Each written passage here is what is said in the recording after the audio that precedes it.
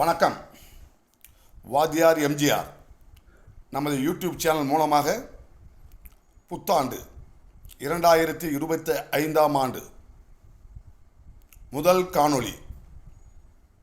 பேரறிஞர் பெருந்தகை அண்ணா, புரட்சித் தலைவர் எம்ஜிஆர் இவர்கள் இருவருடைய பொதுக்கூட்ட மேடையில் நடந்த ஒரு நல்ல நிகழ்வை உங்களுடன் பகிர்ந்து கொள்ள விரும்புகிறேன். ஒருமுறை பேரறிஞர் பெருந்தகை அண்ணா அவர்கள் மதுரையிலே ஒரு பொதுக்கூட்டத்திலே பேசிக்கொண்டிருந்தார்.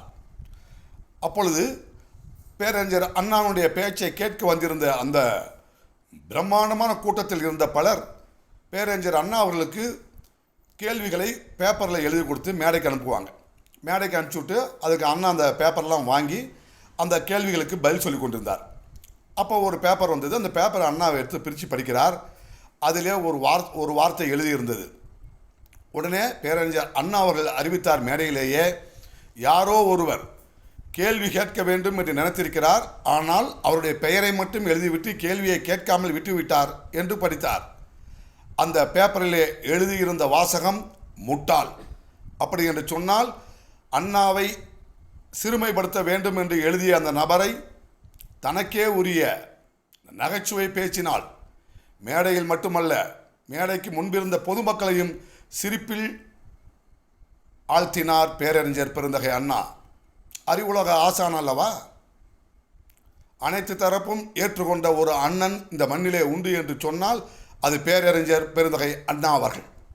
அதுபோல் புரட்சித் தலைவர் எம்ஜிஆர் அவர்கள் ஒரு பொதுக்கூட்டத்திலே பேசுவதற்காக வந்திருந்த பொழுது ஆண்களும் பெண்களுமாக முண்டி அடித்துக்கொண்டு பிரம்மாண்டமான கூட்டங்க. அப்படி ஒரு கூட்டத்தை யாரும் பார்த்தே இருக்க முடியாது. அப்படிப்பட்ட அந்த பொதுக்கூட்ட நிகழ்வு முடிந்த பிறகு புரட்சித் தலைவர் எம்ஜிஆர் அவர்கள் சொன்னார், பொதுக்கூட்டத்திலே பெண்களும் ஆண்களும் நிறைந்திருக்கின்றார்கள். இந்த நேரத்தில் ஆண்களுக்கு மட்டும் ஒரு சிறப்பு செய்தி சொல்ல போகிறோம், ஒரு புதிய செய்தி சொல்ல போகிறேன். அந்த செய்தியை பெண்கள் இருந்து கேட்டால் நல்லா இருக்காது, அதனால் முதல்ல பெண்கள்லாம் வீட்டுக்கு போங்கன்னு சொல்லிட்டார். ஒரு சில நிமிடங்கள் போனது, பெண்கள் எல்லாம் கலைஞ்சி வீட்டுக்கு போயிட்டாங்க. பிறகு புரட்சித் தலைவர் அறிவித்தார், கும்பலில் ஆண்களும் பெண்களும் ஒரே சமயத்தில் வீட்டுக்கு போனீங்கன்னா தள்ளுமுள் ஆகும் என்பதால் தான் பெண்கள் பாதுகாப்பாக இந்த கூட்டத்திலிருந்து வெளியேற வேண்டும் என்பதற்காகத்தான் இப்படி ஒரு தகவலை சொன்னேன். எல்லாம் போயிட்டு வாங்க, நன்றி, வாழ்க தமிழ் என்று சொன்னார்.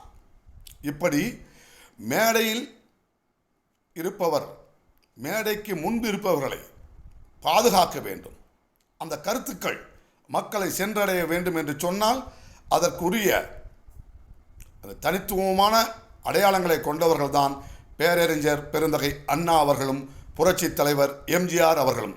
அதை நான் இப்படி கூறி நிறைவு செய்கிறேன்.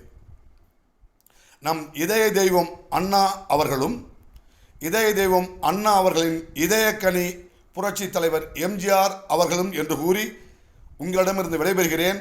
நன்றி, வணக்கம், வாழ்க தமிழ், வெல்லட்டும் தமிழ். வணக்கம்.